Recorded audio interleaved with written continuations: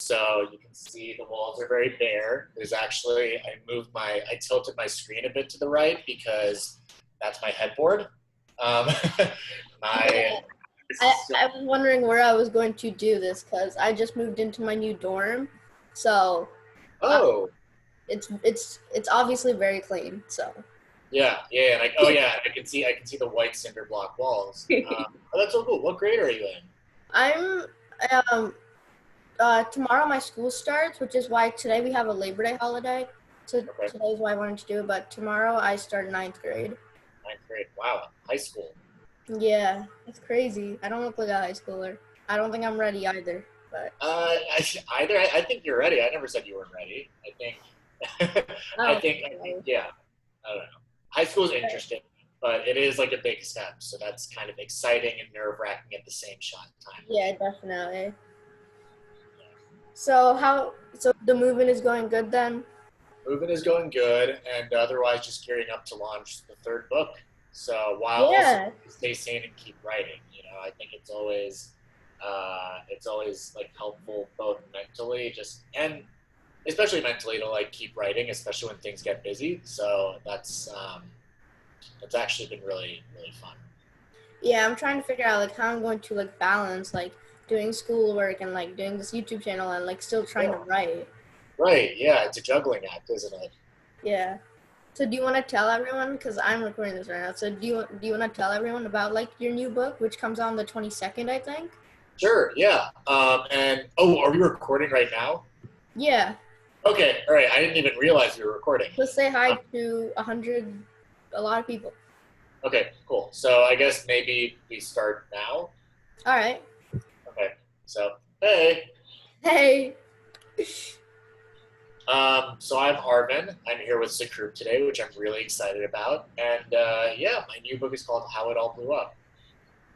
Do you want to like tell us like what it's about? Because I'm pretty sure it was called like Science versus Homo Sapiens Agenda in Italy, which definitely sounds like really interesting. Because I absolutely love that book and I absolutely love your writing style, which makes me That's super excited for this book. it has been pitched as Simon as Simon Verse goes to Italy. So I mean, How It All Blew Up is about an 18-year-old boy, Amir Azadi.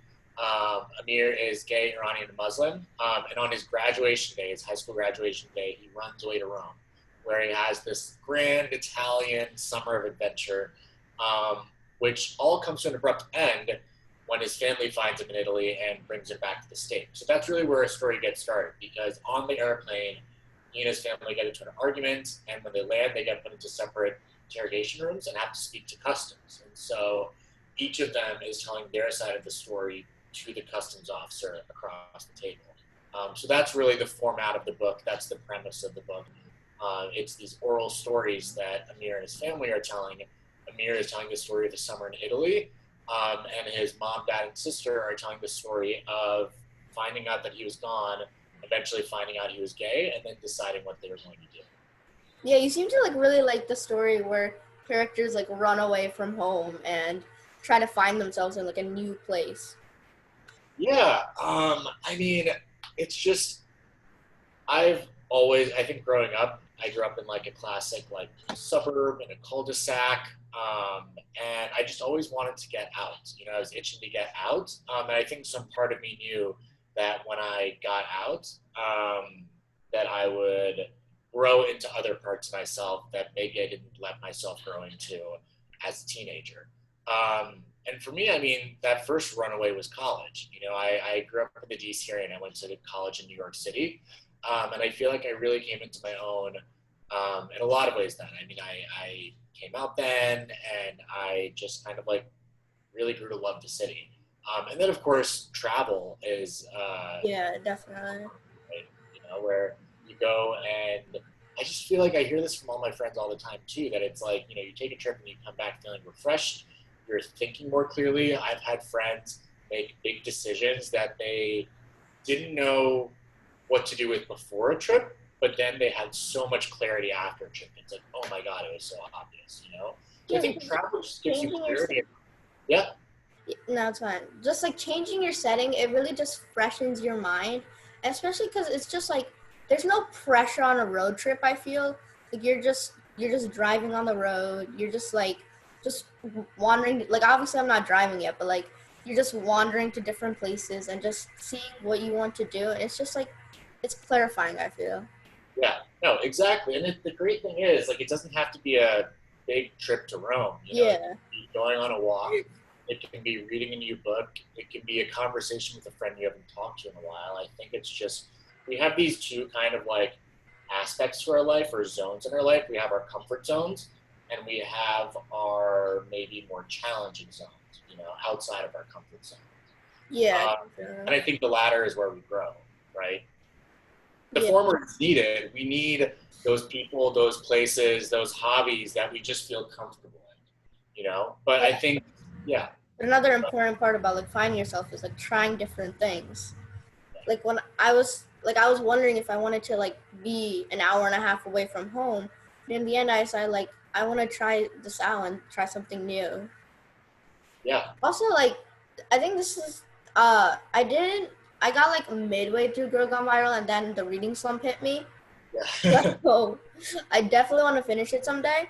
But, Growing um, my mind is also, as a writer, I can tell you, you know, we look back on our books and we think of all the different ways we would have changed them. And it's one of those books that I would have probably cut 50 or 100 pages from. mm, Yeah, but I mean, I'm kind of glad I didn't because those ideas were so prominent in my head at the time that I was like, I must address all of them. You know, data and privacy and relationships and fame and just yeah, all different themes.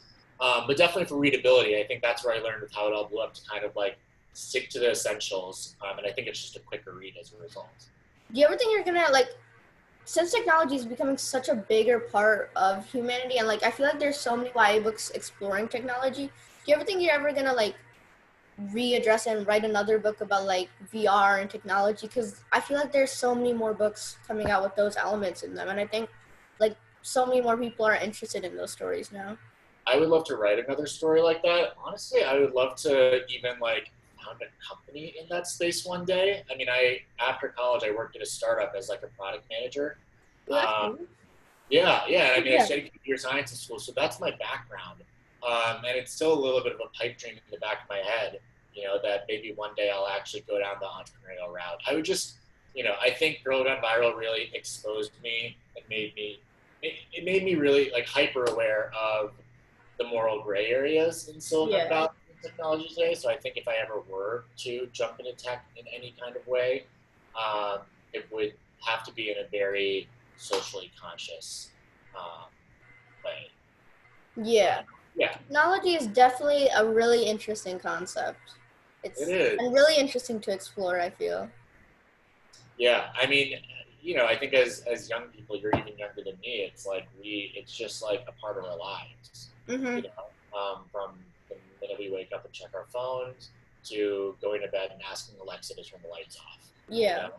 know, and Especially yeah, during these times. especially during these times. Yeah, we're all. I think like for some of us, like our devices are like personal AIs are our best friends. It's like Mhm. sometimes in the middle of quarantine, Alexa was like the person I talked to the most during the day, which is so sad. But you know, that was just quarantines. And Hudson. And Hudson, And yes, Hudson. my roommate has a dog. Actually, I can go grab him real quick. Yes, please. Give your channel a sneak peek.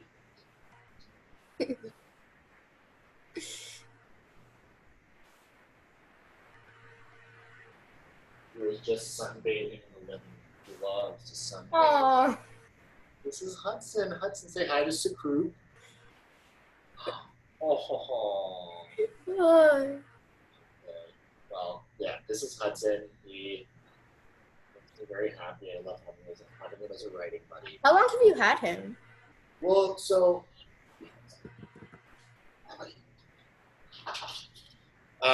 he's my roommate's dog. So he's not even technically mine. I'm more of like a uncle godfather figure to him. But you know, he's been in my life for like almost about a year and a half now. Oh wow. Yeah. That's cool. Good one. So like But what yeah, no, I mean, back to technology. It's like yeah, it was like it became even more important, of course, during quarantine and during the pandemic. Mhm. I just think it's going to change in all of these ways a lot faster than we'd expect it to. So, Yeah, always on my mind. there's so much to explore with it. Yeah. Going back to like how it all blew up, like this is the first book I think you that has like a gay character in it. I don't remember if Down Across did it. Yeah, Down the Cross had Trent, the gay bartender. Oh Um, yeah, I remember. yeah, yeah. And that was a little bit like, Scott was the protagonist, the narrator, and he was very much He's an amazing one. yeah, and he was based on my Iranian experience and the parental expectations angle. But I had Trent as an important side character to kind of address some of how I was feeling about being gay and coming out. But I think it's not uncommon for writers to kind of like spread out parts of themselves like a Horcrux, like Horcruxes, right? Yeah. So that's a little bit what I did in Down the Cross, and how it all blew up is really just putting all of me into this one film. Yeah, but how it all blew up, was it, how much different was it to like just go from your experience and just like write that story from that, like not from Socket's experience, but that the gay character is actually the main perspective. Right. And No, how I mean, important was that to you? Because I watched this video you had, I think, on Penguin from like years ago, where you talked about like how important representation was. So yeah. like, how important is this book to you? It's really important because I think even, you know, coming out, first of all, it doesn't just apply to gay people, and it's not just like a one and done process. So, you might come out in one part of your life, but keep another part hidden. You might come out in multiple parts of your life, but keep them separate from each other. So, this book is another one of those big steps where I feel like it's been merging all these identities that I had embraced for some time. Definitely as a kid, I think I struggled with each one. But growing up, I learned to embrace them, but now I've learned to merge them all together. And Amir Azadi represents that merging, which is a really special kind of thing. Yeah. Was the beginning of this book, like, obviously it goes bad like later on, but was the beginning of this book kind of like wish fulfillment for you, like where he goes to Rome at like just to explore himself? Yes, very much. And it was also based on my own experience over there in Italy. But, the book actually, so it opens with the end. So it opens in the interrogation room where Amir is telling the officer, first, let me get one thing straight. I'm not a terrorist. I'm gay. And then it backtracks. And then it backtracks. Ooh. And he has to kind of tell the whole story of his summer to the officer. So it goes back and forth between these tense interrogation room scenes and then these, summery, whimsical moments in Italy. And I just thought that's so much the experience, not just of a gay person or an Iranian person, but of any young person, that intense back and forth between like amazing, life-changing growth moments, those moments of happiness and joy, but then also the really crappy ones. Like I don't think those are mutually exclusive, and oftentimes they exist right next to each other. I think of like a queer teen today who maybe is in the kitchen having like a tough conversation with their parents, like defending their right to exist. And then 2 minutes later, they're in their bedroom and they're like watching an episode of Drag Race and like talking with their friends on Twitter. Like it's just, you have no choice but to kind of like let the two coexist. Yeah. And so that's what the book's format represents. It's like, it's these parts of Mir's identity that really sucked, like his argument with his parents and feeling like he can't be gay with his Iranian identity, and then just being stuck in this interrogation room, and then you flip the page and you're on a rooftop in Italy and he's dancing until 5 a.m. with his new friends. And I think like life in general just has that like inherent, like there are going to be so many tough moments for you, but you should also know that there's just so much beauty in the world, and that like you have the support system, or that there is this entire online world where you can just reach out to someone. And it's just like that balance. Technology does a lot of like great things for this world, and it's bad some places too, and Twitter is definitely an interesting place. Yeah, but but yeah, it's just like that balance is so important, I feel. I agree. And I see that balance in some of my favorite books. I'm sure you've read The Hate You Give or The Fault in Our Stars. I love both of them. Yeah, no, so do I. And I don't think it's a coincidence that they're really serious books. I mean, one is about Black Lives Matter. One is about kids with Okay. cancer. But at the same time, they're some of the funniest, most joyful books that I've read, Yes. because those main characters have to joke, they have to have moments of levity, they have to be optimistic and hopeful to survive, you know? And I think a lot of young people can relate to that because your emotions are already kind of like all over the place as a young person in general, myself included.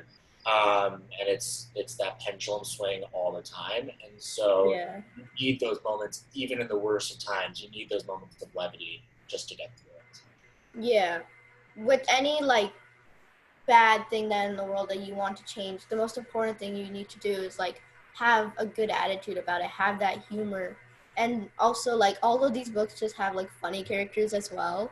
So like does How It All Blew Up have like that humorous like character in it? It does, yeah. So that's Amir's sister. Okay. Amir's sister, from the very beginning, just speaks her mind in the interrogation room, and that's in contrast to Amir, who's like a little bit more, he's more cautious, and then his parents Yeah. are extremely cautious, and that was kind of an intentional spectrum, where I wanted to show that people do grow. I mean, it's not just growing older and getting jaded, but it's also like his parents are immigrants. They have accents, like they have a different experience as brown people in America than Amir and his sister, who were born here, who are young, who are westernized, who don't Mm-hmm. have accents. And so Soraya, being the youngest, she's a theater kid. She's very theatrical in the interrogation room, and I think her monologues are some of my favorites. But then, of course, the parents take it really seriously, and Amir, to an extent, takes it serious. I mean, he does take it seriously. And actually, I think when he is getting a little lighthearted, it is to prove his Westernness, to kind of like show the officer, like, I'm not threatening because I've been hanging out with gay people in Italy. Yeah. That's actually a survival mechanism of his own. But no, to answer your question, I mean, there's Soraya just to give levity in those tense scenes. And then, of course, there's all the people he meets in Italy. Yeah. They're a fun. I cannot wait for that. It'll like the entire beginning Italy and him moving there. I just cannot wait for that. It's going to. Does he meet someone like on the plane? Like sometimes they have authors have like scenes on the plane where they meet Yeah. someone. He doesn't, but it's funny that you say that because I I was thinking, I started writing a book when I was 10 years old. It was called The Adventures of Jack and Skipper. And it was about, as a young writer, maybe you can relate. But it was about a boy named Jack and his dog Skipper, and they get on a plane, and on the plane they meet a detective, and that sort of encounter is like is kind of like sets the premise for the whole story. So no, I did not write any kind of like a plane meeting into How It All Blew Up, but that was my very, very, very first book. Yeah, it was all about meeting a detective on a plane, and then like. Do you still have that book? I don't know. Yeah, I don't. I have records of it, and like if I search Jack and Skipper on Gmail, I find Gmail.com. GChat. No. Okay, so this was like the instant messaging of like 2008, 9, 10. Like it was really popular when I was in school, and I can find G chats where I tell people, where I was like telling people in my high school that I had written this book as a kid about Jack and Skipper. So I know it. I know it happened. I know I'm not just making it up, but I cannot for the life of me find the actual page. Yeah, it's really interesting to like look back at old emails that you wrote. Yeah, never delete your email accounts. Always keep those. Always keep your Yes. journals, because yeah, it's fun a decade or two later to go back. So for like is it like told to, it seems like this book is told through like multimedia. So like how are the interrogations written like a normal like book is written, or are they like podcast yeah. They're monologues. So it's actually they're kind of written in the second person, where Amir. I mean, the opening lines are, "Let me get one thing straight. I'm not a terrorist. I'm gay. I can see from the look on your face that you're skeptical, and I get it." So he and his family are actually like reading the expressions of the officer and reacting to those. You never hear from the officers. Okay. You never get their perspective. You never get like an authorly description of them. It's always through commentary in the monologues. Whoa. So these monologues are like 1, 2, 3 pages long, and are entirely as spoken by Amir and his family. So how did you like figure out like how you wanted to tell the story? Because that is definitely a really creative method of telling the story. It just makes me way more excited for it. I mean, this is why as a writer you have to read widely, because I got the idea from reading a book. It's a book called The Reluctant Fundamentalist. It's by Mohsin Hamid. He is a brilliant, he's a British Pakistani writer. And I've read all of his books and I've loved every one of them. So The Reluctant Fundamentalist is about a young 21-something-year-old Princeton grad who is back home in Pakistan, in Lahore, and meets an American man in a cafe. And so at this cafe table, he tells the entire story of his like college experience and time in America. And so this book was like a 200-page dramatic monologue. Like it was entirely from this like young 20-something-year-old's perspective, and I was obsessed with it. I read it while I was in Rome, and I remember this is another thing. I didn't even mean to buy it when I'd actually meant to buy a different book by Mohsin Hamid, Exit West, and when I was purchasing, I've heard of that book. I've heard. Yeah, it has a beautiful cover. Yeah. It was definitely sold on the cover too. So this was like a 2 a.m. Amazon purchase, and of course Amazon does the like, would you also like to buy thing? And so they bundled that together with his other book, Reluctant Fundamentalist. So I was like, sure, why not? And I love both, but I love The Reluctant Fundamentalist so much, and that format inspired the format of How It All Blew Up. To the point where the first draft of this book, I wrote entirely as a monologue from Amir to the officer. So that was just 200 pages of Amir talking to the officer and telling the story of his summer to him. Wow. It was in revision where I ended up breaking it up. I created traditional chapters, like Italy is now told in like traditional novel chapter format. And then, of course, included snippets from his family. Yeah. It must have been hard to like revise it and like get into that format, though. Yeah, no, it was like surgery. But revision always, I think in the best of cases, it feels like surgery. Did it get better in your third book, or was it just the same as your first book? Like, in terms of writing it and revising it, that entire process? It did, yeah. That doesn't mean it's always going to be easy. I mean, I wouldn't say that it was easy. Let me think. Well, I don't think it's ever going to... Writing isn't that easy. No, it's not. I think I just really loved this story, and so the hard parts didn't feel hard. Like looking back on it, actually physically looking back on it, because as I was unpacking, I found the like stacks of drafts. I did have an arduous revision journey, and I did rewrite this story multiple times, and I did, have some like hair pulling moments, but it doesn't feel that way in hindsight because I love this story so much and it was so worth it. And I think that's kind of like the best kind of guiding star for when you're trying to figure out if you want to write a book or not. It's like you have to write the book that you cannot write, that you cannot think, because all of that hard work, all of the painful moments, all of the breakdowns will be so worth it, and you won't even remember them after the fact. Yeah. Well, also, it's like, this is way on a smaller scale, but with like videos, like if you're not passionate about making videos, you are not, it's going to show through like your videos and the way you do them. And it's so important that you're passionate about what you're doing, because that's really what's going to drive you through like all of the hard work you have to do. Yes. No, exactly. And I think that's why I so admire like video, podcast, content creators, because I just don't, it's the kind of hard work that I just don't think that I could push through, because it's not my thing, like I had to like edit a little podcasty thing yesterday for my UK publisher, and I still kind of have like PTSD over the like second by second, like where do I cut this off? Where do I start this next audio part? Whereas I clearly don't have any PTSD over the like months of revision over How It All Blew Up, because that to me was just so worth it. Like that's really what my passion lies. Yeah. So I have like a few questions here, but sometimes conversations just take a life of their own. But let's talk about that NY Times article that you wrote, because I read it, and so what like So how did that entire thing happen originally? Like, how did you write an NY Times article? It was pretty simple, actually. An editor reached out to me from the book review and asked if I'd be interested in reviewing Daniel Nieri's book, Everything Has Been True. And I immediately said yes. That book had been on my radar since it was first announced. And I was so excited to read it just as a reader.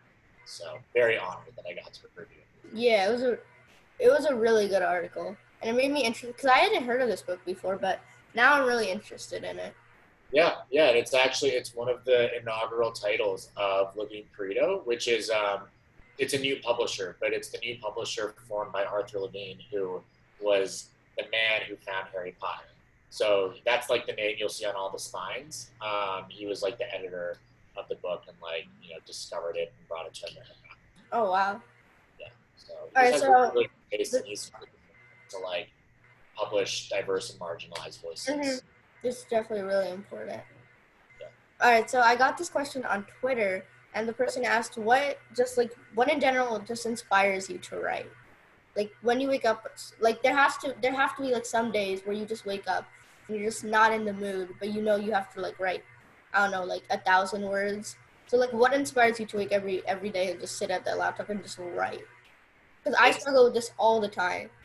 Yeah, it's the big questions and situations that can't stop thinking about, that occupy all of the real estate in your mind. And these are like the big questions and situations and relationships that you can try to evict them and they still won't leave. It's like you can put an eviction notice on that apartment or house door, and that question or situation or relationship will be like, nope, we are still sitting right here in your mind.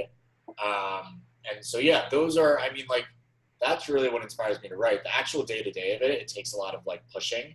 So there are totally days where I don't want to put words down on the page. But I'll always do something because I know that idea is a thing I've been thinking about for a while and that I will be thinking about for a while. And that eventually that inspiration that I know so confidently is there will come back. So, yeah. But that's also why I usually won't start writing a book right away as soon as I think of it. I'll let it simmer for a couple months, up to 6 Oh months. wow! Before, there are books that have been simmering in my head for a couple of years now. Oh So yeah. that's also I don't worry about running out of ideas because no, I'm an overthinker. I think writing is the best profession for the overthinkers among us. What about you, Group? What's going on in your brain? With my project, like I can never. This is such a common thing, but I just overthink what I want to write my story, what themes I want to explore and stuff, and then I can just never get past those first few chapters. I can never do that because I just keep overthinking. It's just so hard for me to just know that it's not going to be perfect and to just keep going. Yeah, I think, and actually, that's the one thing I've gotten better at through, at least in the drafting process. I think revision, I've gotten better at a lot of things, and that's so important. But just in coming up with that first draft, the one thing I've gotten better at is to remove that editor, remove that overthinker, and just kind of put all my thoughts on the page. Let it be bad. Let it be crappy. Yeah, I struggle with that so much. Oh no, of course. I think about down and across, and that first draft took forever because I thought that every line needed to be perfect right away. Yeah.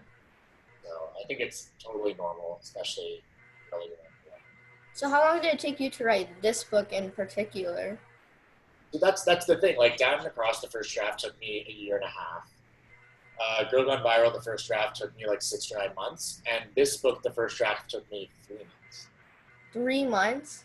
But then the revision processes, actually all of them were about a year of revision. But I think but if you're looking at it percentage-wise, well, how much of the book did you really change? I revised more and more with each book. How It All Blew Up, I basically rewrote multiple times. Yeah. Where down across, you had to I struggled to even change a word or a sentence. I would think about a word or a sentence for hours, for days, before actually tweaking it. Yeah. With How It All Blew Up, I was just savage. Okay, that chapter can go, that chapter can go. We don't need that character anymore. Yeah. So, with Donna Cross, how did you come up with like the concept of grit? Like where this character goes to meet this professor that teaches about grit. Like how did you come up with that entire concept? It was an article I read. I was a senior in college, and I'd read an article about the that year's MacArthur Grant winners. So that's the Genius Grant. And one of the winners they talked about was Angela Duckworth, and they linked to her TED Talk about grit. So that's a real person? The real person, yes. I mean, Oh wow. Scott runs away to meet Cicely Mallard, a professor at Georgetown.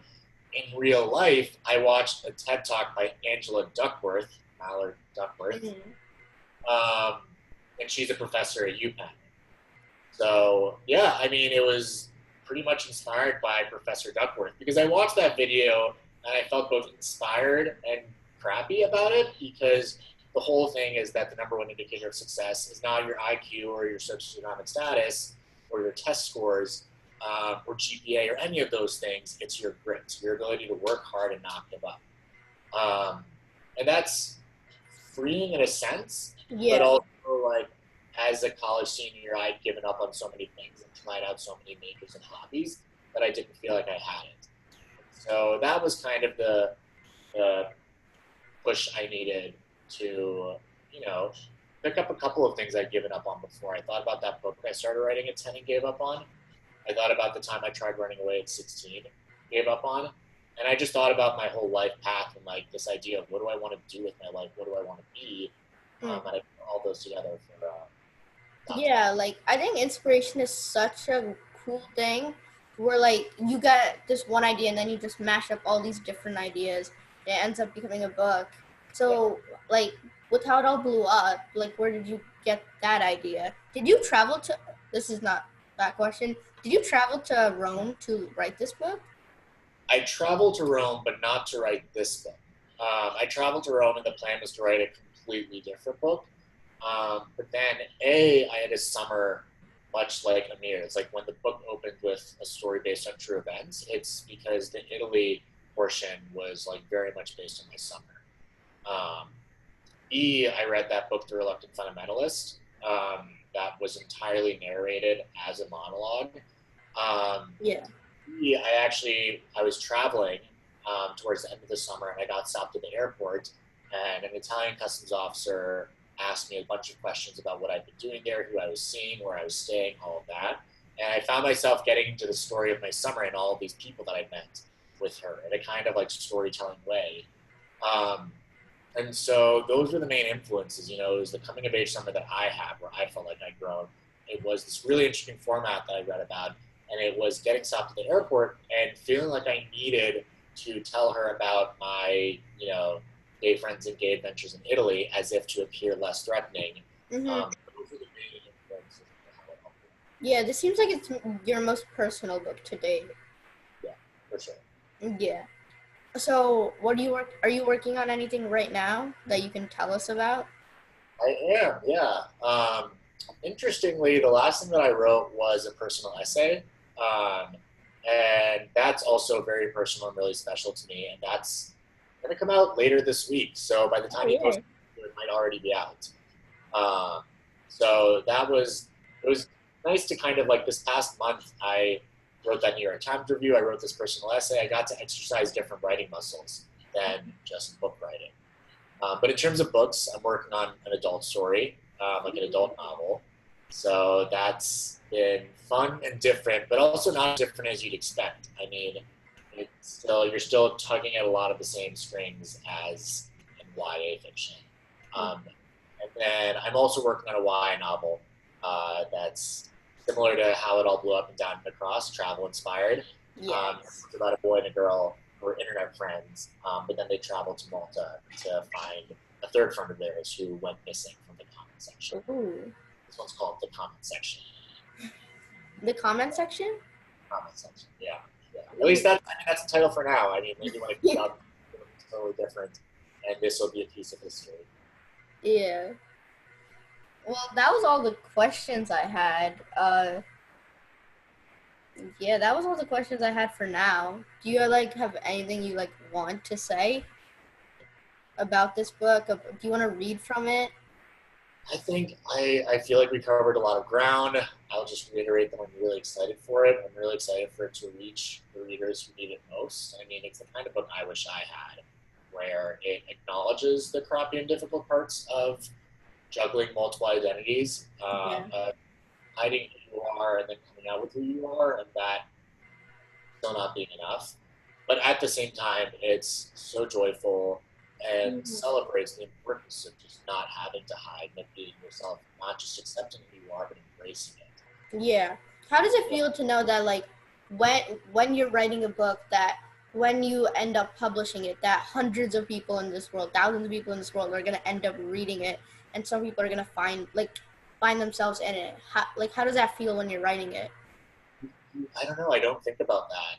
Oh, Not I when I'm would always think about that. because that's isn't that the paralyzing part, where it's then you feel this major responsibility. I think you do feel a responsibility, but it just can't be there. Like the responsibilities can't be in your head while you're writing. Like, yeah, I I think when I'm writing for an audience of one, and that audience is myself. And I hope that parts of my experience are universal enough that other people will see themselves in it, that it'll help them through a hard time, that it'll bring them some amount of joy. And I think if I'm just thinking about that, writing for myself, then I'm able to do it more freely, and it can be like the best, most authentic and honest piece of work. Yeah, because I can imagine like when you're writing down and across, like there's no pressure at all. You don't know if it's gonna be published. You don't know like So, anything. But like now with your second and third book, and you're working on two other books, like I yeah, just feel like there would be like so much pressure that like some but people are like expecting. I don't know. I with the just two can't. with the two other books, I'm writing them just assuming no one will ever read them. And if they do, amazing. And if not, I still had a really wonderful time writing. Yeah. That's at least for me. That's the only way to get through this. But definitely, like in the weeks leading up to publication, I'm thinking about that a lot, and it is uh, just like makes me really happy, and it's humbling, and it's life affirming. I Mhm. mean, when people talk about purpose and passion and doing something that makes an impact, it's like that's where I'm like, if this book reaches just a small handful of readers who find it really like special and life affirming too, Yeah. then we're all good. Yeah, with like YouTube, like it doesn't matter. I don't really care about the numbers as much as like so many people just like my content. They just watch whatever I put out and no matter how long it is, and that just really gives you a purpose in life. Like people care about what you're putting out into the universe, and People like care about the story. it, it It's like definitely makes me happy. that other people care about too, and it brings them some amount of joy. Yeah, I couldn't hear you that time. Oh no.